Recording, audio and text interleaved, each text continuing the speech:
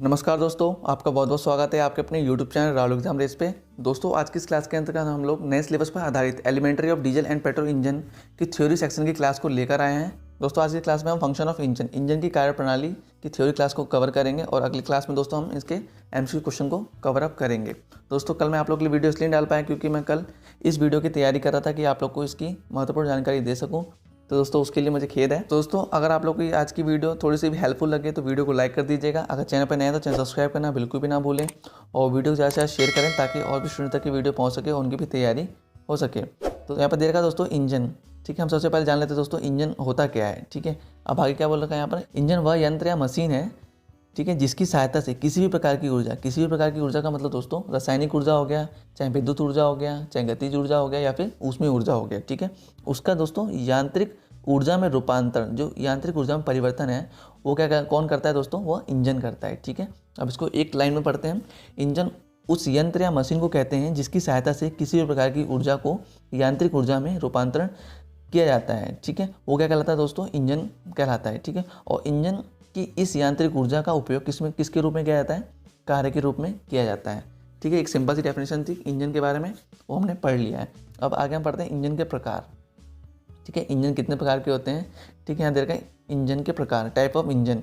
तो यहाँ पर दोस्तों हम जान लेते हैं इंजन जो दोस्तों होते हैं मुख्यतः दो प्रकार के होते हैं। ठीक है, कौन कौन से होते हैं, अंतर्दहन इंजन, इंटरनल कंबशन इंजन, और बाह्यदहन इंजन, एक्सटर्नल कंबशन इंजन। ठीक है, तो दोस्तों वैसे तो इंजन और भी प्रकार के होते हैं, जैसे अगर पर्पस के हिसाब से देखें तो हम इंजन गैस इंजन हो गया, एयरक्राफ्ट इंजन हो गया, लोकोमोटिव इंजन हो गया, ऑटोमोटिव इंजन हो गया। तो दोस्तों तो पर्पस के हिसाब से इंजन हो गया, लेकिन दोस्तों जो मुख्यतः इंजन के जो टाइप्स होते हैं वो क्या होते हैं, यहाँ से प्रारंभ होता है इनका। ठीक है, अंतर्दहन इंजन और बाह्यदहन इंजन। ठीक है, इंटरनल कंबशन इंजन और एक्सटर्नल कंबशन इंजन होते हैं। ठीक है, तो दोस्तों यहाँ पर देख लेते हैं इंटरनल कंबशन इंजन की डेफिनेशन क्या दे रखी है यहाँ पर, पहला स्टेप। तो यहाँ दे रखा है वे सभी इंजन जिसमें ईंधन का दहन कार्यकारी सिलेंडर के अंदर होता है। ठीक है, तो सिंपल से लैंग्वेज में इसको हम पढ़ते हैं तो वे सभी इंजन दोस्तों जिसमें जो फ्यूल है, जो ईंधन है, उसका कंबशन, जो उसका दहन जो है दोस्तों वो सिलेंडर के अंदर होता है। ठीक है, सिलेंडर के अंदर दोस्तों फ्यूल का जो कंबशन हो रहा है तो क्या है, इंटरनल कंबशन इंजन है। ठीक है, और सिलेंडर के बाहर फ्यूल का कंबशन हो रहा है वो क्या है, एक्सटर्नल कंबशन इंजन है। ठीक है, आगे क्या बोल रखा है, petrol diesel alcohol gas engine IC engine के अंतर्गत आते हैं। ठीक है, जो पेट्रोल डीजल एल्कोहल और गैस इंजन होते हैं वो इंटरनल कंबशन इंजन के अंतर्गत आते हैं। ठीक है, इंटरनल कंबशन इंजन क्या होते हैं दोस्तों, वह इंजन होते हैं जिसके अंतर्गत दोस्तों ईंधन का दहन सिलेंडर के अंदर होता है। ठीक है, ईंधन का दहन कहाँ होता है, सिलेंडर के अंदर होता है, तो इंटरनल कंबशन इंजन कहलाते हैं। ठीक है, ध्यान रखिएगा। चलिए आगे बढ़ते हैं हम। आगे इसका सेकेंड स्टेप दे रखा है, वो दे रखा है दोस्तों एक्सटर्नल कंबशन इंजन। ठीक है, वे सभी इंजन जिसमें ईंधन का दहन, ठीक है, जो फ्यूल है उसका कंबशन है कहाँ पर होता है, कार्यकारी सिलेंडर के बाहर होता है। ठीक है, अब कैसे बोलेंगे इसको, वे सभी इंजन जिसमें ईंधन का दहन, ईंधन का जो कंबशन है वो सिलेंडर के बाहर होगा। सिलेंडर के बाहर होगा तो दोस्तों क्या होगा, एक्सटर्नल कंबशन इंजन होगा। ठीक है, और सिलेंडर के अंदर अगर ईंधन का दहन हो रहा है तो क्या होगा, इंटरनल कंबशन इंजन होगा। ठीक है, आगे क्या बोल रखा है, भाप तथा टरबाइन क्या है दोस्तों, ये समानता इसके उदाहरण है। ठीक है, जो हमारे पुराने ज़माने में दोस्तों जो कोयले वाली ट्रेन चलती थी, स्टीम वाली जो स्टीम इंजन थे वो क्या थे, एक्सटर्नल कंबशन इंजन के उदाहरण थे। ठीक है, इससे आप लोग इसको समझ सकते हैं। दोस्तों अगर ईंधन के प्रज्वलन के हिसाब से देखा जाए, ईंधन के प्रज्वलन इग्निशन के अनुसार देखा जाए तो इंजन को दो भागों में बांटा गया है। ठीक है, एक तो SI engine, spark ignition engine, ठीक है, और एक CI इंजन, ठीक है, कंप्रेशन इग्निशन इंजन। ठीक है, स्पार्क इग्निशन इंजन में क्या होता है दोस्तों, जो फ्यूल है उसका दहन कैसे किया जाता है, जो इसका फ्यूल है उसका कंबशन कैसे किया जाता है, स्पार्क प्लग के द्वारा किया जाता है। ठीक है दोस्तों, स्पार्क प्लग के द्वारा किया जाता है। लेकिन और CI इंजन में क्या होता है, जो कंप्रेस एयर होती है, ठीक है, जो एयर को दोस्तों उच्च दाब और ताप पर फ्यूल का इंजेक्ट करके दोस्तों उसको क्या किया जाता है, दहन किया जाता है। वो मैं आगे आप लोग को डायग्राम के हिसाब से बताऊंगा। अब यहाँ देखते हैं आगे क्या देखा दोस्तों, पेट्रोल इंजन दे रखा है। ठीक है, अब पेट्रोल इंजन के बारे में पढ़ते हैं। यहाँ दे रखा है पेट्रोल इंजन वह इंजन होते हैं जिसमें ईंधन के रूप में, ठीक है, जिसमें ईंधन के रूप में पेट्रोल का प्रयोग होता है। तो दोस्तों बेसिकली आप लोग इस चीज़ को यूज़ करते हैं तो आप लोग को पता ही होगा। ठीक है, लेकिन फिर भी इसमें हम अलग तरीके से कुछ पढ़ेंगे आगे। तो यहाँ बोल रखा है पेट्रोल इंजन वह इंजन होते हैं जिसमें ईंधन के रूप में पेट्रोल का प्रयोग करते हैं और ईंधन का दहन स्पार्क प्लग के द्वारा किया जाता है। दोस्तों जो पेट्रोल इंजन होता है उसमें जो ईंधन है उसका दहन किसके द्वारा किया जाता है, स्पार्क प्लग के द्वारा किया जाता है। जो फ्यूल है उसका कंबशन कैसे करते हैं दोस्तों, स्पार्क प्लग के थ्रू किया जाता है, इसलिए इन्हें दोस्तों स्पार्क इग्निशन इंजन कहते हैं। ठीक है, मैंने आप लोग को बता दिया यहाँ पर SI इंजन कौन होता है दोस्तों, इसमें स्पार्क प्लग के द्वारा फ्यूल का कंबशन किया जाता है। ठीक है, तो क्या कहलाते हैं दोस्तों, SI इंजन कहलाते हैं, स्पार्क इग्निशन इंजन कहलाते हैं।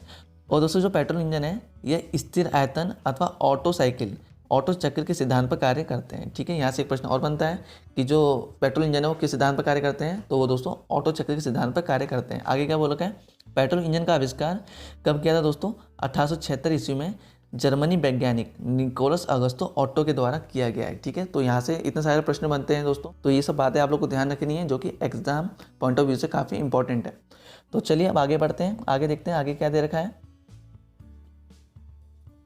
तो यहाँ दोस्तों हम आ गए अब डीजल इंजन पे। ठीक है, यहाँ पर डीजल इंजन के बारे में दे रखा है, तो डीजल इंजन के बारे में पढ़ते हैं क्या दे रखा है यहाँ पर। डीजल इंजन वह इंजन होते हैं जिसके अंतर्गत फ्यूल ईंधन के रूप में डीजल का प्रयोग किया जाता है। ठीक है, अब सिंपल सा लैंग्वेज है दोस्तों, यहाँ पर जो आप लोग समझ सकते हैं इसको, जो डीजल इंजन होता है जिसमें ईंधन के रूप में, जो फ्यूल के रूप में किसका प्रयोग किया जाता है, डीजल का प्रयोग करते हैं। ठीक है, आगे क्या बोल रखा है, डीजल इंजन में ईंधन का दहन सिलेंडर के अंदर संपीड़न आघात के पश्चात उच्च दाब ताप पर फुहार करके किया जाता है। ठीक है, यहाँ पर समझने वाली बात है दोस्तों, जो डीजल इंजन होता है दोस्तों उसमें जो ईंधन है, जो फ्यूल का कंबशन है, जो दहन है, वो सिलेंडर के अंदर संपीड़न आघात कंप्रेशन स्ट्रोक के पश्चात उच्च दाब ताप पर फुहार करके किया जाता है। ठीक है, अब इसको डायग्राम के हिसाब से समझते हैं।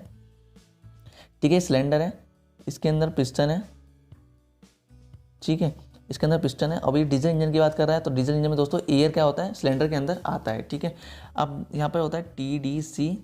ठीक है, यहाँ पर होता है BDC, टॉप डेड सेंटर और बॉटम डेड सेंटर। ठीक है, जब पिस्टन दोस्तों TDC से PDC की ओर आता है तब क्या करता है दोस्तों, यहाँ पर सिलेंडर में एयर को यहाँ पर शक कर लेता है। ठीक है, एयर को क्या कर लेता है, सिलेंडर में भर लेता है पिस्टन। ठीक है, अब जब पिस्टन BDC से TDC की हो जाता है, मतलब ऊपर की हो जाता है, तो जो भरा हुआ एयर है दोस्तों, यहाँ पर जो भरा हुआ वायु है सिलेंडर के अंतर्गत, वो क्या होता है, पिस्टन जब BDC से TDC की ओर जाएगा तो क्या करेगा, उसको दबाव डालेगा एयर के ऊपर। ठीक है, तो एयर को क्या करेगा, वो कंप्रेस करेगा।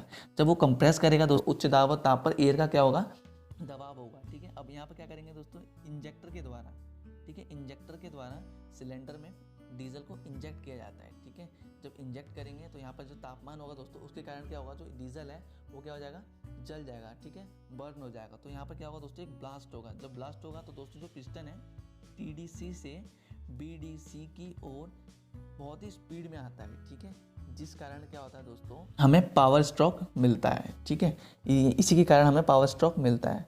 तो यहाँ से आप लोग हम समझ चुके होंगे, जो डीजल इंजन होता है दोस्तों उसमें ईंधन का दहन सिलेंडर के अंदर संपीड़न आघात कंप्रेशन स्ट्रोक के पश्चात, कंप्रेशन स्ट्रोक कौन सा दोस्तों, जब ये ऊपर नीचे से ऊपर की ओर जा रहा है। ठीक है, उसके बाद उच्च दाब ताप पर फुहार करके किया जाता है। ठीक है, तो ये सब आप समझ सकते हैं। अब आगे हम पढ़ते हैं इसके बारे में। तो दोस्तों यहाँ से प्रश्न कैसे कैसे बन सकते हैं, यहाँ से ये प्रश्न बन सकते हैं, जो डीजल इंजन है दोस्तों ये किस सिद्धांत पर कार्य करता है, ये डीजल साइकिल के सिद्धांत पर कार्य करता है। ठीक है, और इसका आविष्कार किसने और कब किया था, इसका आविष्कार 1892 ईस्वी में रुडोल्फ डीजल के द्वारा किया गया है। ठीक है, और दोस्तों इसमें डीजल का जो कंबशन है, डीजल का दहन है, किसके द्वारा किया जाता है, तो इंजेक्टर के द्वारा। ठीक है दोस्तों, इंजेक्टर के द्वारा इंजेक्ट करके किया जाता है। तो चलिए आगे बढ़ते हैं, आगे देखते हैं क्या दे रखा है। तो दोस्तों यहाँ पर इंजन को स्ट्रोक के आधार पर दो भागों में डिवाइड कर रखा है। ठीक है, 2 स्ट्रोक इंजन और 4 स्ट्रोक इंजन। ठीक है, यहाँ पर क्या देखा, 2 स्ट्रोक तथा 4 स्ट्रोक इंजन की कार्यप्रणाली। ठीक है, यहाँ पर हम 2 स्ट्रोक 4 स्ट्रोक के फंक्शन को पढ़ेंगे। ठीक है, यहाँ पर पहला क्या दे रखा है, वर्किंग ऑफ 2 स्ट्रोक इंजन। ठीक है, 2 स्ट्रोक इंजन की कार्यप्रणाली को हम पढ़ते हैं। तो यहाँ दे रखा है दोस्तों, 2 स्ट्रोक इंजन में एक क्रिया चक्र में पिस्टन की 2 घात अर्थात क्रैंक की एक परिक्रमा में पूर्ण होता है। ठीक है, यहाँ पर ये बोल रहा है दोस्तों, जो 2 स्ट्रोक इंजन होता है उसमें क्या होता है, एक क्रिया चक्र में, ठीक है, एक क्रिया चक्र में पिस्टन के 2 स्ट्रोक लगते हैं। ठीक है, या फिर हम इसको ऐसे समझ सकते हैं, क्रैंक की एक परिक्रमा में, एक रेवोल्यूशन में, जो क्रैंक होता है दोस्तों, क्रैंक शाफ्ट होता है, तो उसकी एक रेवोल्यूशन में 360 डिग्री में जब क्रैंक घूमता है दोस्तों, तो यहाँ पर क्या होता है, पिस्टन के 2 घात लगते हैं। ठीक है, 2 स्ट्रोक लगते हैं, इसलिए हम इसको 2 स्ट्रोक इंजन कहते हैं। आगे क्या बोल रखा है, 2 स्ट्रोक इंजन में क्रैंक शाफ्ट के एक चक्कर में एक शक्ति आघात होता है। ठीक है, यहाँ पर 2 स्ट्रोक इंजन जो होता है उसमें क्रैंक शाफ्ट के एक चक्कर में एक पावर स्ट्रोक मिलता है हमें। ठीक है, और 4 स्ट्रोक इंजन में क्या होता है दोस्तों, क्रैंक शाफ्ट के 2 रेवोल्यूशन में, ठीक है, क्रैंक शाफ्ट के 2 रेवोल्यूशन में, 2 परिक्रमा में एक पावर स्ट्रोक मिलता है। तो एक बेसिक सा डिफरेंस है। तो अब आगे बढ़ते हैं इसमें। तो दोस्तों यहाँ पर 2 स्ट्रोक पेट्रोल इंजन का डायग्राम दे रखा है। ठीक है, इसको वैसे इस क्रिया में दोस्तों 4 स्टेप होते हैं। ठीक है, पहला स्टेप क्या होता है, सक्शन स्ट्रोक होता है, दूसरा क्या होता है, कंप्रेशन स्ट्रोक होता है, तीसरा क्या होता है, पावर स्ट्रोक एक्सपेंशन स्ट्रोक होता है, और चौथा क्या होता है, एग्जॉस्ट स्ट्रोक, ठीक है, निकासी स्ट्रोक होता है। ठीक है। अगर यहाँ पहली स्थिति में क्या दे रखा है, जब क्रैंक दोस्तों इधर की ओर मूव करेगा, ठीक है, पिस्टन की स्थिति जब ऐसी होगी तो यहाँ पर जो एयर और फ्यूल का मिक्सचर होगा वो क्या करेगा, ये ट्रांसफर पोर्ट के माध्यम से कंबशन चैम्बर में जाएगा। ठीक है। अब सेकंड स्टेप में देखिए, और लेकिन एक चीज़ यहाँ पर और दोस्तों, जो इनलेट पोर्ट है अभी इस स्थिति में क्या है, बंद है। और यहाँ पर क्या हो रहा है दोस्तों, जब क्रैंक जब इधर की ओर मूव करेगा, जो पिस्टन की स्थिति जब ऐसी होगी तो क्या करेगा, जब कंबशन चैम्बर में जो एयर और फ्यूल का मिक्सचर भरा हुआ था उसको क्या करेगा, कंप्रेस करेगा, उसको दबाएगा। तो उसके बाद क्या होगा, जो स्पार्क प्लग है दोस्तों यहाँ पर क्या करेगा, स्पार्क करेगा। ठीक है, थर्ड स्टेज में स्पार्क करेगा। स्पार्क करने के बाद क्या होगा दोस्तों, एयर और जो फ्यूल का मिक्सचर है वो क्या होगा, बर्न होगा, जलेगा, जिस कारण क्या होगा दोस्तों, यहाँ पर एक पावर स्ट्रोक पैदा हो जाएगी। ठीक है, जब पावर स्ट्रोक पैदा होगी तो जो पिस्टन है वो TDC से, ठीक है, TDC से BDC की ओर फुल स्पीड में नीचे की ओर आएगा। ठीक है, तो क्या होगा, जब नीचे आएगा तो ये स्टेज हो जाएगी हमारी फोर्थ स्टेज। अब क्या होगा, यहाँ पर जो गैस होगा, जो दग्ध गैस होंगी, ठीक है, बर्न फ्यूल का जो गैस होगा दोस्तों वो क्या होगा, यहाँ पर आउटलेट पोर्ट के द्वारा हमारा निकल जाएगा। ठीक है, तो पहले क्या होता है दोस्तों, सक्शन स्ट्रोक होता है। ठीक है, एयर और फ्यूल का मिक्सचर क्या होता है दोस्तों, सक किया जाता है। ठीक है, चैम्बर के अंदर आता है। दूसरे स्टेप में क्या होता है दोस्तों, कंप्रेशन स्ट्रोक में जो एयर और फ्यूल का मिक्सचर है उसको क्या किया जाता है, कंप्रेस किया जाता है। ठीक है, दबाया जाता है। और तीसरे स्टेप में क्या होता है दोस्तों, कंप्रेस एयर और फ्यूल के मिक्सचर को स्पार्क प्लग के द्वारा स्पार्क करके उसको क्या किया जाता है, बर्न किया जाता है, जलाया जाता है, जिस कारण क्या होता है दोस्तों, एक पावर स्ट्रोक मिलती है। तो दोस्तों जो पिस्टन है वो ऊपर से नीचे की ओर, मतलब TDC से BDC की ओर फुल स्पीड में आता है, तो उसकी स्थिति क्या होती है, ये होती है। और यहाँ पर दोस्तों जो दग्ध गैस होती है, जो कंबशन चैम्बर में क्या होता है, गैस इकट्ठा हो जाती है, उसको क्या किया जाता है दोस्तों, आउटलेट पोर्ट के माध्यम से बाहर निकाल दिया जाता है। तो दोस्तों बेसिकली ये स्टेप होते हैं, तो आप लोग इसको समझ सकते हैं। चलिए अब आगे बढ़ते हैं। आगे क्या दे रखा है दोस्तों, नेक्स्ट पॉइंट है यहाँ पर वर्किंग ऑफ 4 स्ट्रोक इंजन। ठीक है, अब 4 स्ट्रोक इंजन की कार्यप्रणाली। ठीक है, आगे क्या दे रखा है यहाँ पर, 4 स्ट्रोक इंजन में एक क्रिया चक्र में पिस्टन के 4 आघात होते हैं। ठीक है, 4 स्ट्रोक इंजन है दोस्तों, उसमें क्या होता है, एक क्रिया चक्र में पिस्टन के 4 स्ट्रोक लगते हैं। ठीक है, अर्थात इसको हम ऐसे समझ सकते हैं, क्रैंक की 2 प्रक्रिया में 2 रेवोल्यूशन में ये काम क्या होता है, पूर्ण होता है। जब क्रैंक तो 360 और 360, ठीक है, 720 डिग्री में जब घूमता है दोस्तों तो क्या होता है, 4 स्ट्रोक कंप्लीट होता है। 2 स्ट्रोक इंजन है दोस्तों, उसमें क्या होता है, क्रैंक शाफ्ट के एक रेवोल्यूशन में 2 स्ट्रोक कंप्लीट होता है। अब इसमें क्या होता है, क्रैंक शाफ्ट के 2 रेवोल्यूशन में लगेगा। ठीक, तो ये बेसिक सा डिफरेंस है। ठीक है, इसको आप समझ सकते हैं। और मैंने आप लोग को पहले बता दिया है, यहाँ क्या दे रखा है, इन क्रिया चक्रों को पूरा करने के लिए इंजनों में ये 4 प्रक्रियाएं होती हैं। ठीक है, कौन कौन सी होती हैं आप लोग को यहाँ पर पहला क्या दे रखा है, सक्शन स्ट्रोक। ठीक है, चूसण आघात। दूसरा क्या दे रखा है, संपीड़न आघात, कंप्रेशन स्ट्रोक। तीसरा क्या दे रखा है, शक्ति आघात, पावर स्ट्रोक। चौथा क्या दे रखा है, निष्कासन आघात, एग्जॉस्ट स्ट्रोक हो रखा है। ठीक है, तो अब इसको आगे हम डायग्राम के साथ दोबारा एक बार रिवाइज कर लेते हैं। ये 4 स्ट्रोक पेट्रोल इंजन का डायग्राम है। ठीक है, अब इसमें कैसे समझते हैं इसको हम दोस्तों, यहाँ पर देखिए इनलेट वॉल्व है, ये आउटलेट वॉल्व है। ठीक है, अब यहाँ पर एक पिस्टन है, ये कनेक्टिंग रॉड है। ठीक है, ये क्रैंक है। ठीक है, ये सिलेंडर है हमारा। अब इसमें क्या होता है दोस्तों, फर्स्ट स्टेप इंटैक। इंटैक में क्या होता है दोस्तों, जब पिस्टन TDC से BDC की ओर आता है, नीचे की ओर आता है। ठीक है, जब नीचे की ओर आ रहा है तो इंटेक वॉल्व भी क्या है दोस्तों, खुल जा रहा है। ठीक है, अब यहाँ से एयर और फ्यूल का मिक्सचर जो है वो सिलेंडर में भर गया है। अब नेक्स्ट स्टेप में क्या हो रहा है यहाँ पर, जब कंप्रेशन स्ट्रोक। ठीक है, जब क्रैंक दोस्तों इधर की ओर मूव करता है तो पिस्टन क्या करता है, BDC से TDC की ओर जाता है। ठीक है, जिस कारण क्या होता है, यहाँ पर जो एयर और फ्यूल का मिक्सचर है वो क्या होता है, कंप्रेस होता है। ठीक है, अब कंप्रेस होता है तो दोनों वॉल्व क्या होता है दोस्तों, यहाँ पर बंद हो जाते हैं। ठीक है, अब नेक्स्ट स्टेप क्या है, इग्निशन, मतलब पावर स्ट्रोक। यहाँ पर क्या होता है, जब क्रैंक जब ऊपर की ओर जाता है, जब पिस्टन की ये स्थिति होती है, तो उसको कंप्रेस करने के बाद क्या होता है दोस्तों, जो स्पार्क प्लग है उसके द्वारा यहाँ पर क्या कहता है, एक चिंगारी निकलती है, स्पार्क होता है। ठीक है, स्पार्क होने के कारण जो यहाँ पर एयर और फ्यूल का मिक्सचर होता है वो क्या होता है, बर्न हो जाता है, जल जाता है। ठीक है, जिस कारण क्या होता है दोस्तों, जो पिस्टन है स्पीड से TDC से BDC की ओर नीचे की ओर आता है। ठीक है, जब नीचे की ओर आएगा स्पीड में तो क्या होगा, पिस्टन की स्थिति क्या होगी, ऐसी होगी। ठीक है, अब क्या होगा, जो यहाँ पर जो चैम्बर है, जो कंबशन चैम्बर है, यहाँ पर क्या होगा, दग्ध गैस होंगी। ठीक है, यहाँ पर जो गैसें होंगी वो क्या होगा, एग्जॉस्ट हो जाएगा नेक्स्ट स्टेप में। ठीक है, यहाँ पर क्या होगा, जब इनलेट पोर्ट अब बंद हो जाएंगी और जो आउटलेट पोर्ट है वो क्या हो जाएगा, खुल जाएगा, जिस कारण क्या होगा दोस्तों, यहाँ से गैस को वातावरण में छोड़ दिया जाता है। तो दोस्तों ये सिंपल सा 4 स्ट्रोक इंजन का एक कार्यप्रणाली है, जिसको आप लोग डायग्राम के हिसाब से समझ सकते हैं।